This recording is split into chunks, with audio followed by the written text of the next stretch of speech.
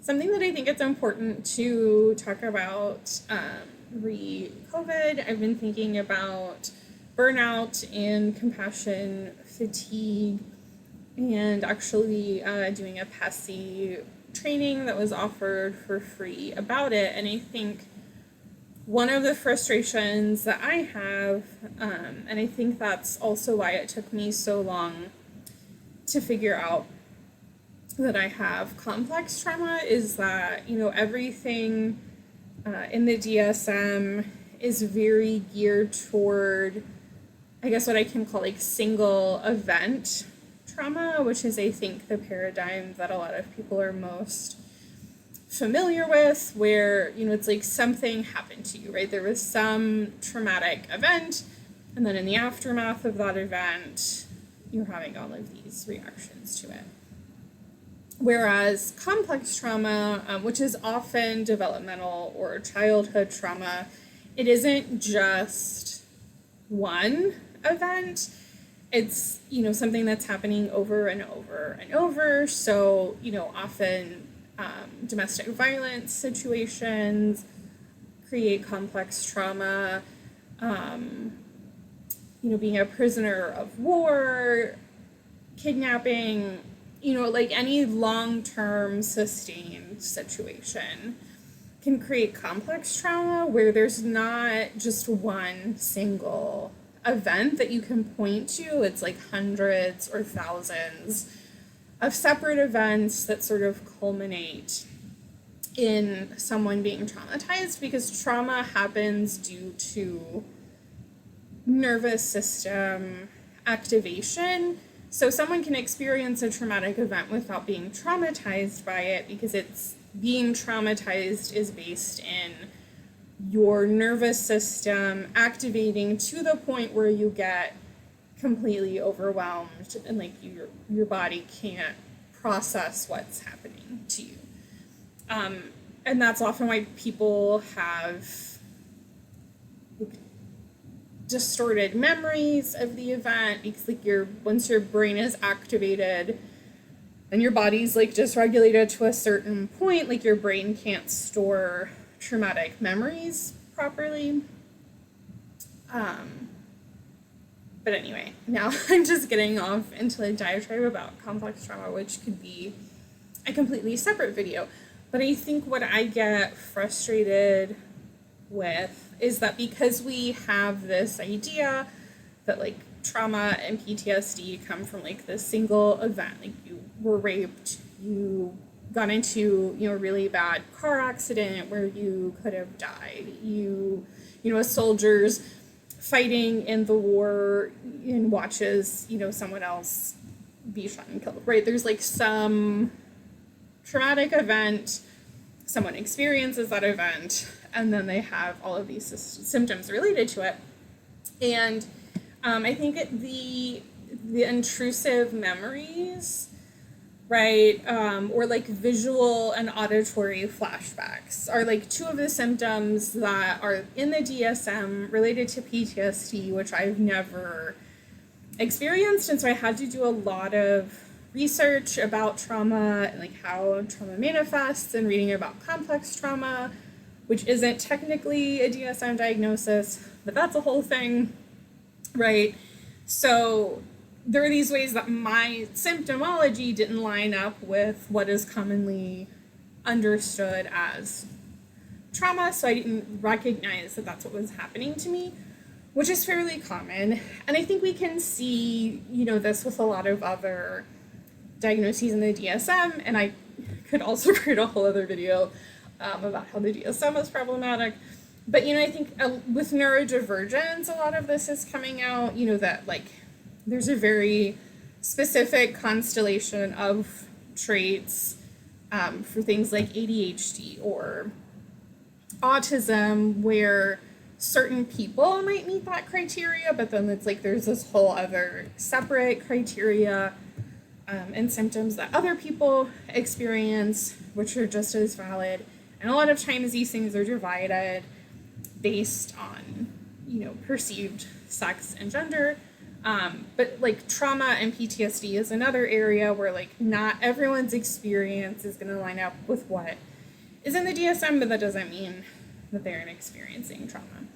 So these intrusive memories and the like visual and auditory flashbacks are like not something that I ever experienced.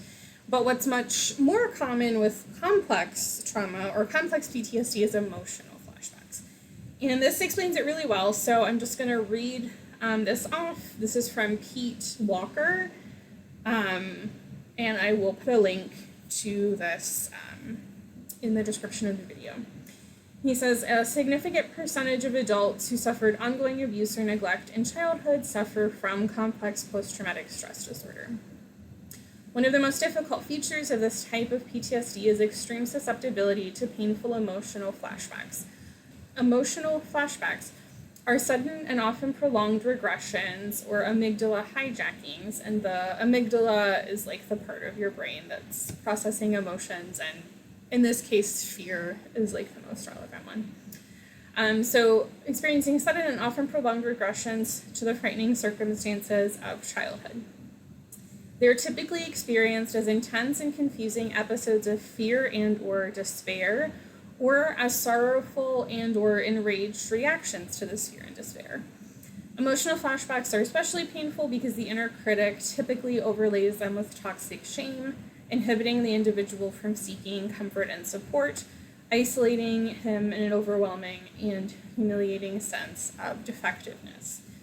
Because most emotional flashbacks do not have a visual or memory component to them, the triggered individual rarely realizes that she is re-experiencing a traumatic time from childhood.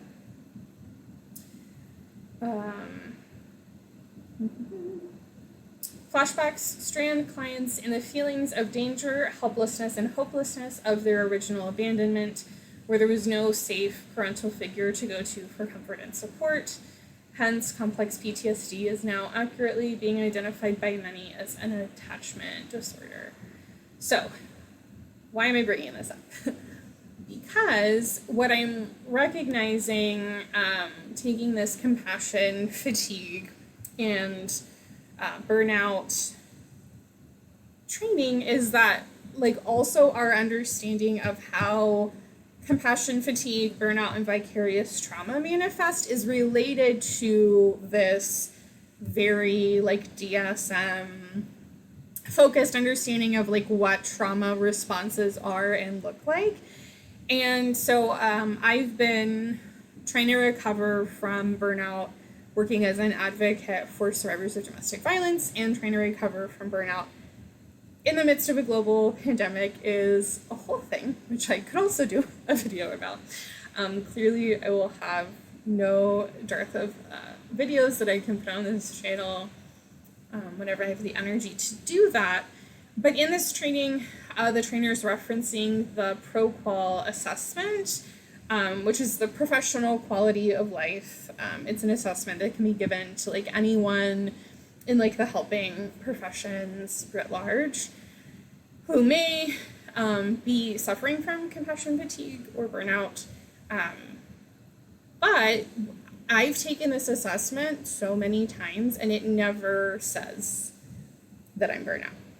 And I think I just realized today that it's because, like, we have a very limited conception of, like, what trauma responses are allowed to look like. And I'll also link this assessment, but I'm just going to go through this list and list a couple of the things that I have never said yes to on this assessment. And it actually has you scale, from 1 to 5 severity. But these are things that I've never said yes to because they're the things, similar to the symptoms of PTSD that as someone with complex PTSD, I do not experience. I am preoccupied with more than one person I help. But that, like, recurring thoughts or, like, rumination or, like, you just can't stop thinking about this one person because, like, we would even, when I was working with domestic violence, we would have these sessions where and it was that very similar thing where it was like this one event, right? It was like this one call or this one chat, this like one survivor who said something, like so awful, and like you can't stop thinking about it, right? It was like that same narrative, but like that's not what happens to me. Like it was never just like this one conversation that I could isolate that I was struggling with. So that one never applies to me. I jump or am startled by unexpected sounds. Like maybe sometimes, but I think that's also like a very PTSD narrative where, right, it's like that's why we're not supposed to set off fireworks on the 4th of July because they're veterans and they hear the fireworks, and then that sounds like, ammunition going off, right, and it triggers a flashback. So it's like a very, like, linear understanding of trauma, but, like, complex trauma is, like, a lot more nuanced than that. So, like, yes, I mean, I think to an extent anyone, could be startled by sounds, and like certainly, I don't like people sneaking up behind me, but that one also not super relevant to my situation. I'm not as productive at work because I'm losing sleep over traumatic experiences of a person I help. So again, it feels like this is saying like I'm thinking about this specific person or situation and therefore I can't fall asleep, right? Which is like also not something that I experience. I feel as though I am experiencing the trauma of someone I have helped. That one could go either way.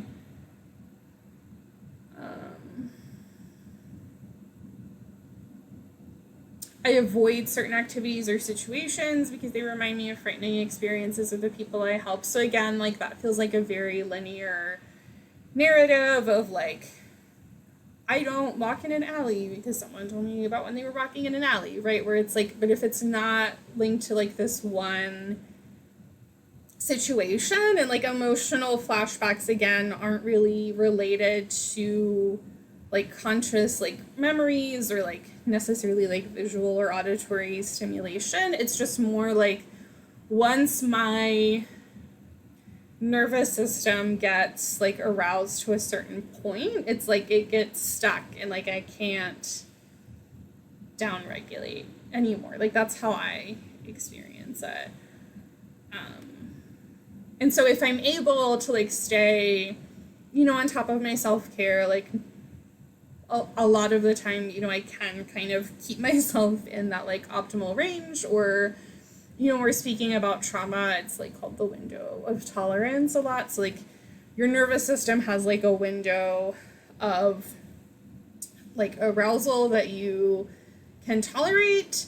And like once you get, beyond that, that's when you have like a hard time like self-regulating your emotions.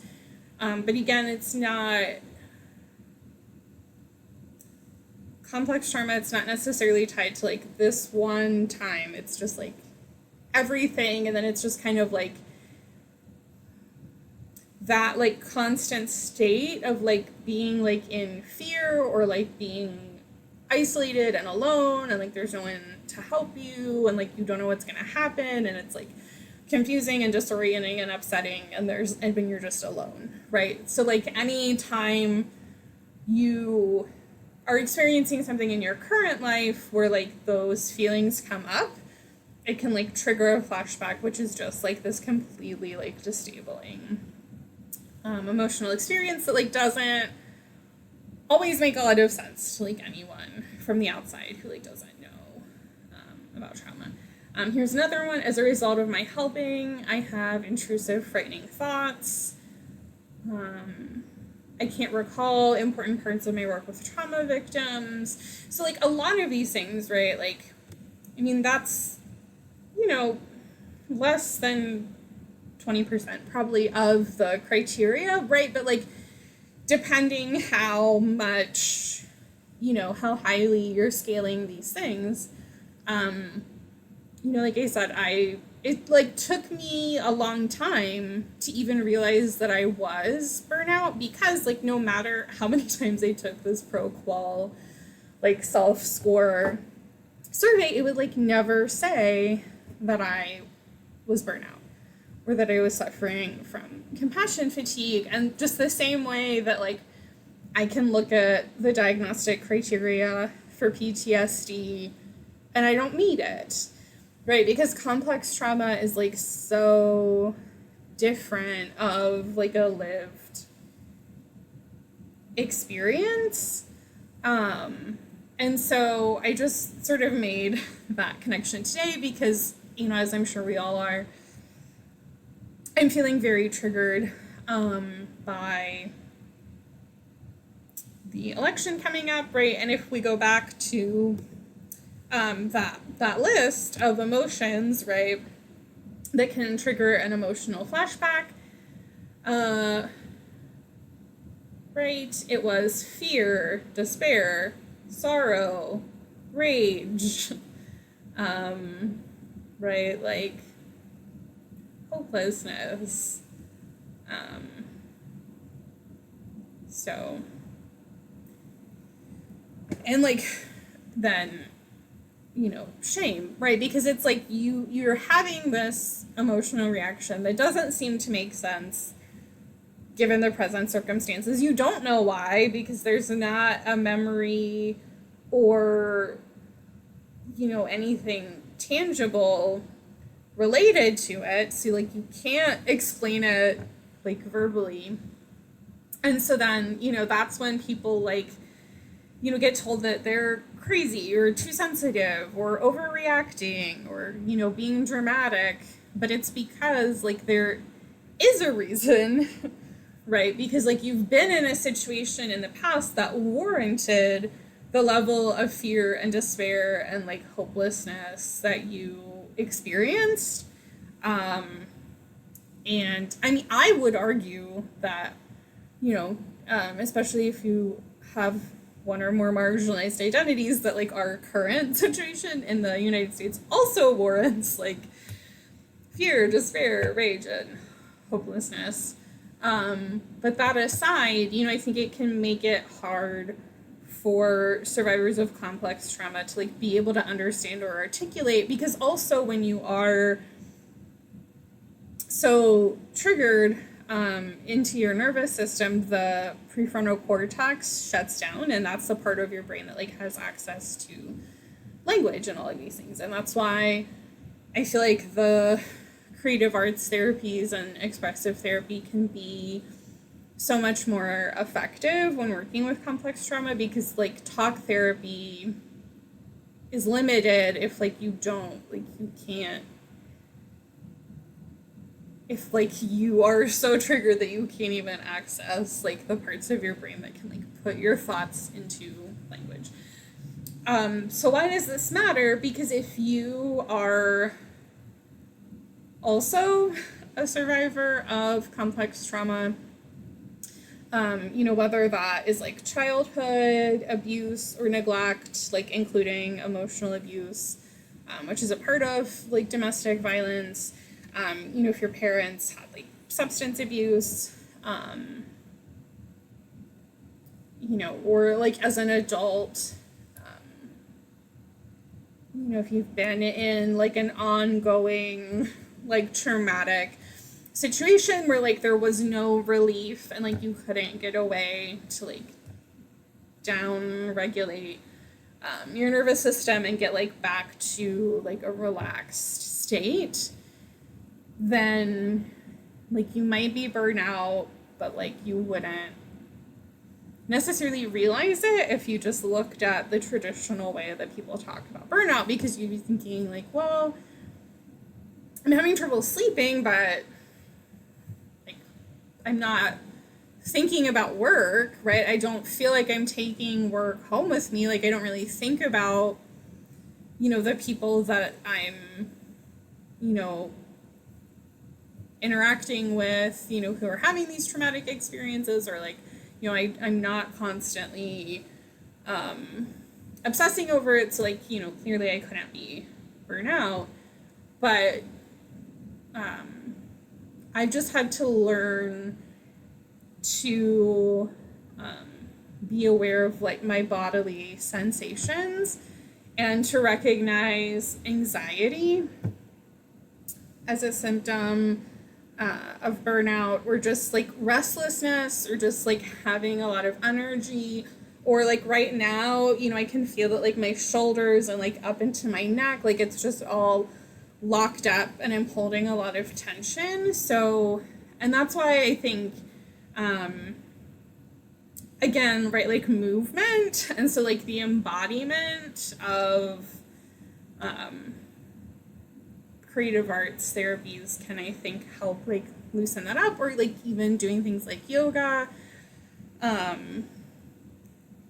or like going for a run, or like everyone has to find their own way to release stress. And so like I never want to be the person that's saying like, oh, just like go meditate and that cures everything, because that's not true at all. And I think for me it's just been a process of like, how do I notice when I'm feeling that energy? It's like it gets trapped and like there's nowhere for it to go, is the best way that I know how to express it, right? And I think it's also because when you are in these like ongoing traumatic situations, or like there's someone who's like being abusive towards you, or just society at large is abusive towards you, right? Like so often you have to like shut down. It's like, I'm feeling this hopelessness and fear and despair, but like I can't let anyone see it, because then I'll be in trouble for like feeling this way,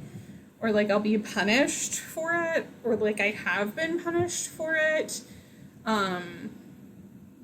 And so like I know I have a tendency, and that's why I think I just like lock up, because it's just like, ugh. I start to feel stressed out, but it's like there's nowhere for it to go. You just sort of like learn to stuff it back down. So part of my recovery process has been like noticing when those feelings like come up, and instead of locking them down and just like trying to reabsorb them, which doesn't work, is like finding some way to like get it out. So that could be like putting on your favorite song and like dancing around your room. Could be going for a walk or a run. It could be doing like yoga or stretching. It could be getting a massage. It could be focusing on deep breathing and like vocalizing, even if it feels silly. When you are doing an out breath, like vocalizing or like making some sort of noise, or like literally screaming, if you're somewhere that you can do that, or just like shaking it out. But just finding some way and just like paying attention to like what feels good in your body to like release that. And I think like when I notice that I'm getting triggered, like for me it's been a process of like starting to notice it early, and like sometimes I still miss the mark, and I just something happens and it's like a switch, and I'm completely overwhelmed. So like this isn't a be-all or cure-all. This doesn't mean you'll never get triggered again. Like, I can't promise that. No one can promise that. But for me, it's just been a process of, like, starting to try to identify those sensations in my body earlier, so that I can try to intervene, like, before I'm getting to that tipping point where, like, now I just can't regulate my nervous system at all on my own. And also just like, again, like not feeling shame. Like trauma happens in isolation because of a breach, like in the social contract. Like something bad happened to you and there was no one there to help you. Like that's pretty much like what creates a traumatic experience. So something bad can happen to you, and if there are people that like help you, that can provide some measure of protection, and that doesn't mean that you won't be traumatized. It's just less likely. But if something horrible happens to you and you're alone and there's no one to help you and you're isolated, right? And we're all isolated. So I know like right now, in quarantine, in the pandemic, alone in my apartment with my cat, right? I'm like much more sensitive, and like already kind of like my energy is kind of up already. So it's like a much shorter fuse, to getting triggered. And I think that's true for anyone, but like, I just think when in this context of like, how do I notice burnout or compassion fatigue, it's like recognizing that like just recognizing like what that feeling of like just utter like despair and hopelessness feels like, and that like that is a flashback, right? Like your body is remembering like the worst moment in your life, even if your brain can't like attach a memory to it. And so, it could be like taking a bath, or like I will, wrap up in like a fleece blanket and like pull it tight around me. Or the other day, I like had it over my head and I like literally created like a blanket cave for myself. Because I also had a headache, so I was like trying to block the light, but it's like the sensory input. And so I think I've been like much more aware of like my own sensory needs and like sensory seeking or like sensory avoidant behavior in quarantine when I'm not getting like as much sensory input all the time. And I'm also like what gets called a highly sensitive person. And I think that a lot of survivors of complex trauma are. And so like, but it's because, right, we're already sensitive, right? And that's like what anxiety is too. Like anxiety means like your nervous system is like just literally more sensitive, right? And like more easily goes into like, ooh, is this like a danger? Right? And that's something that's like adaptive in humans, because the person who notices first that like the grass moving that way means there's a tiger like in the grass, like they can run away faster and live, right? So like a certain amount of like sensitivity or anxiety is adaptive, like developmentally for humans. But like at a certain point, if your body is sensing danger everywhere all the time, it's like exhausting, and that's when it can become a problem. But I think because my nervous system is more sensitive than is like the norm, then it's like you don't have to go as far to like be triggered into that, just like complete overwhelm and shutdown that would be traumatizing. So, and that's why like we can't rank trauma, right? I think like also this narrative of like what trauma is, and myself included in the past, it's like people, and I even experienced this with like survivors of abuse, like people who are experiencing like horrific abuse, but like it's like there's this fear to claim it, like, oh, but my experience like couldn't be bad enough to like be trauma, because like trauma is this thing. And so like, yes, we can say like these events are sort of like known to be traumatic probably for anyone, but like we can't rank trauma because everyone's nervous system is different. So like what it takes for my nervous system to get overwhelmed is different than like what it takes for someone else's nervous system to get overwhelmed. And that's normal and fine. And and again, right, that toxic shame is a part of complex PTSD. So like being able to get out of this, like, I'm not allowed to like have my emotions, can be an important part of it. So I just want to say, like, your experience is valid. Like if you're having a hard time and you don't know why, but you just feel awful, and so I'll just say like what I notice and like how I know I'm getting burnout.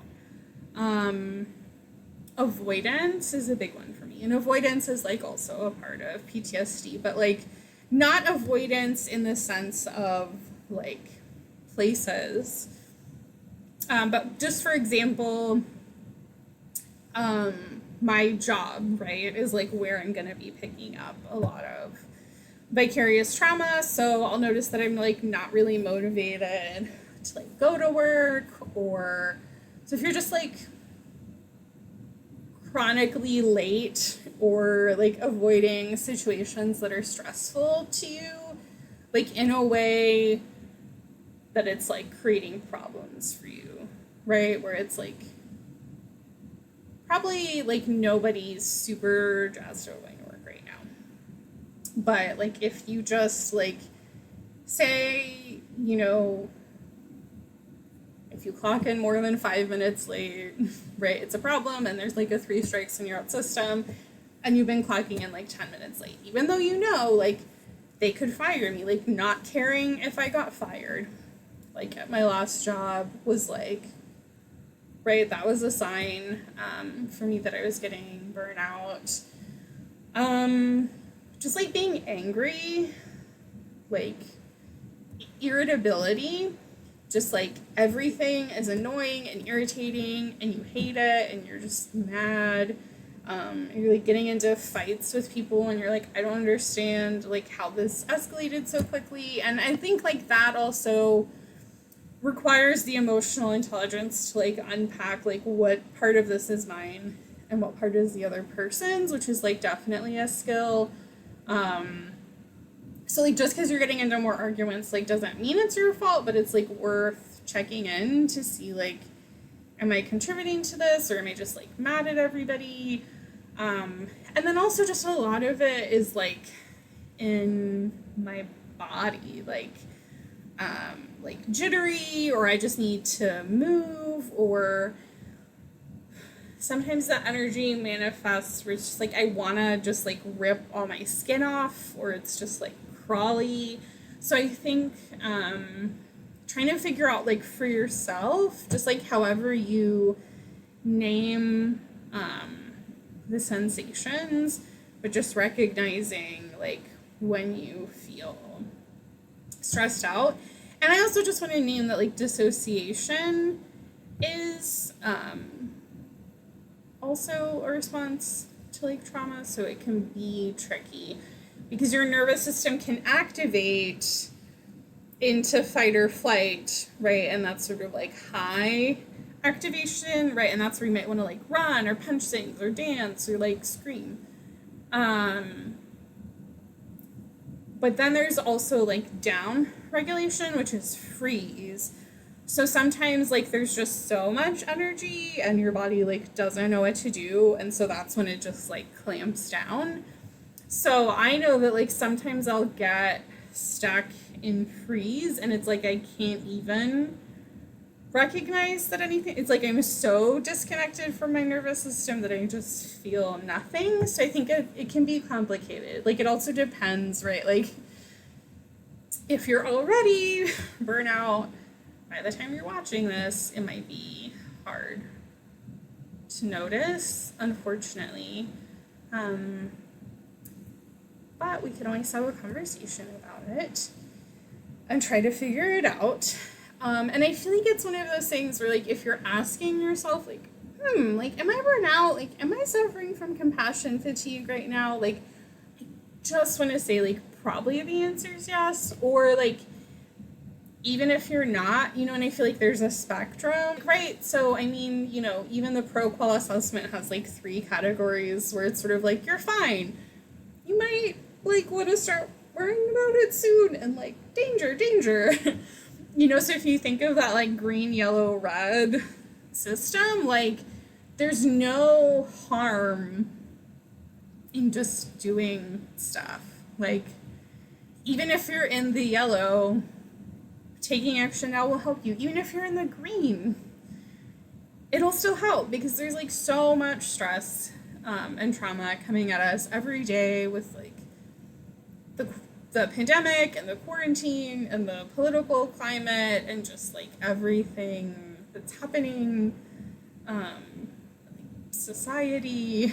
So, I feel like if you're asking the question, like the answer is probably yes, and like you don't need some assessment to like tell you. And so I think for me that's also just part of like the decolonizing of mental health care, I guess, is like you don't need me or anyone else or like a piece of paper to tell you what you know about your body. And so even if you don't seem to be reacting in ways that like make sense or that like other people are saying when they talk about burnout or compassion fatigue, like that doesn't mean that you're not experiencing it. And so I think sensory activities have been most helpful to me, like whatever that looks like.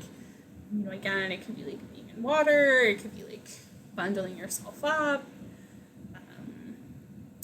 I bought this massager that has like a heating element, so like heat or like cold. Just getting like a really yummy tea, right? That's like also hot. It's just like the more things you can do to like give your body like sensory input that says like it's okay.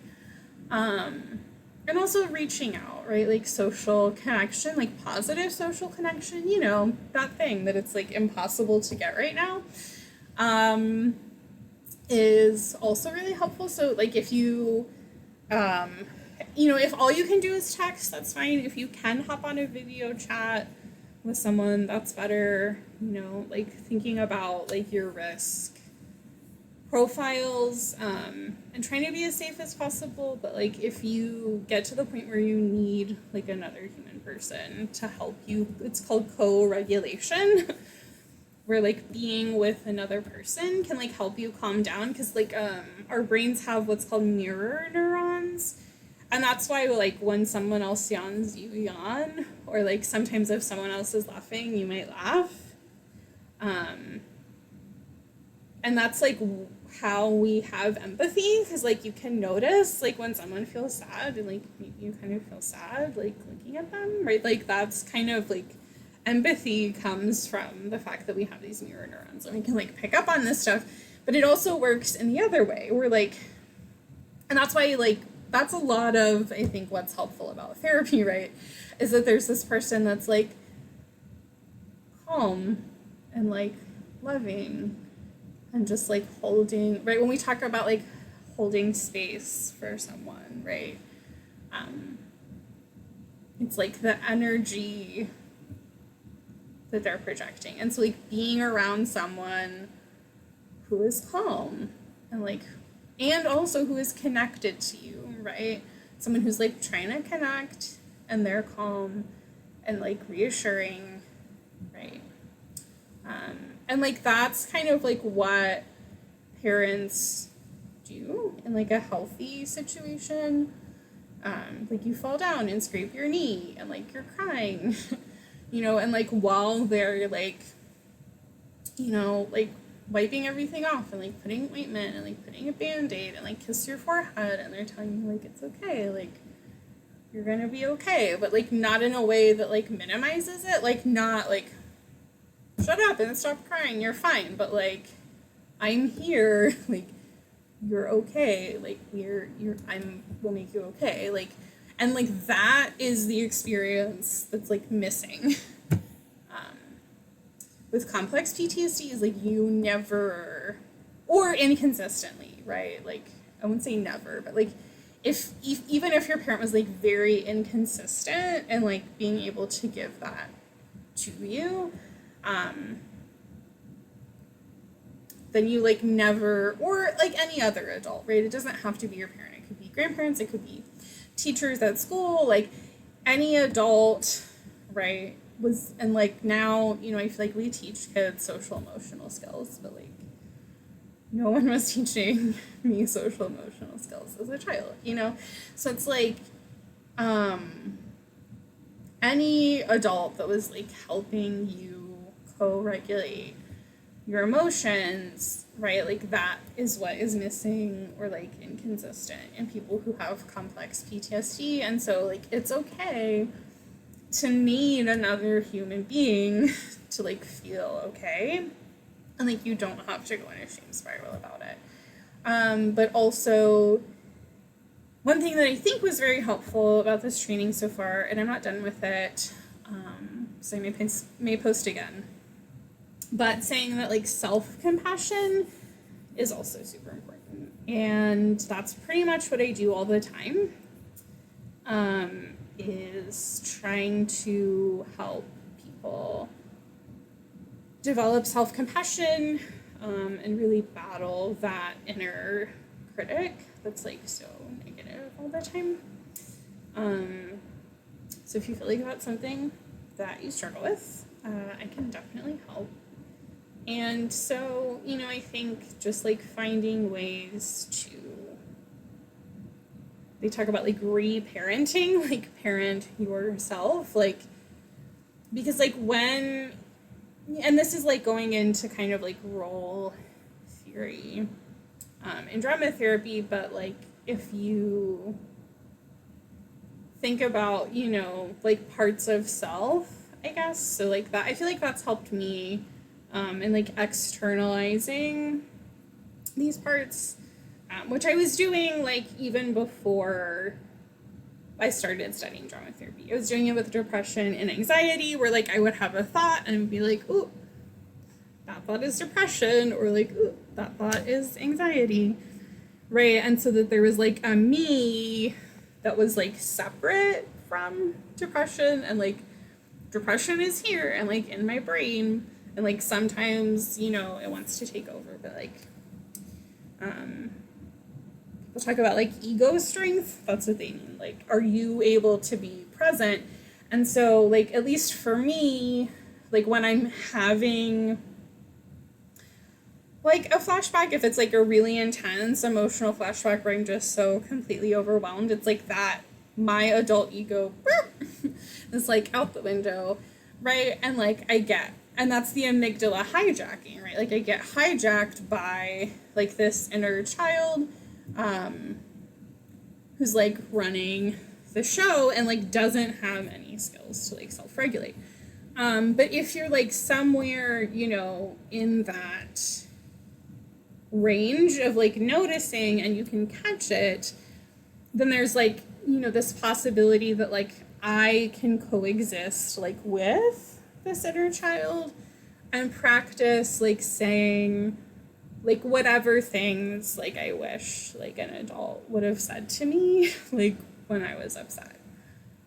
And so you can say those things to yourself. And so like being able to notice like the harsh critical thoughts that you have, about your feelings, and to just like say, no, like it's okay that we have feelings, can be really helpful too. So all of that is just to say that it's complicated, and if you're noticing that your nervous system like feels more activated, it's very possible that you are experiencing some symptoms of compassion fatigue, burnout, vicarious trauma, all sort of words for a similar thing, although I could go into the distinctions between them in another video. But like it's, if you're anywhere on that spectrum, even if the ProQOL survey says you're fine, I hope that you can do something that feels comforting and soothing to you, whatever that is. And however you feel is okay.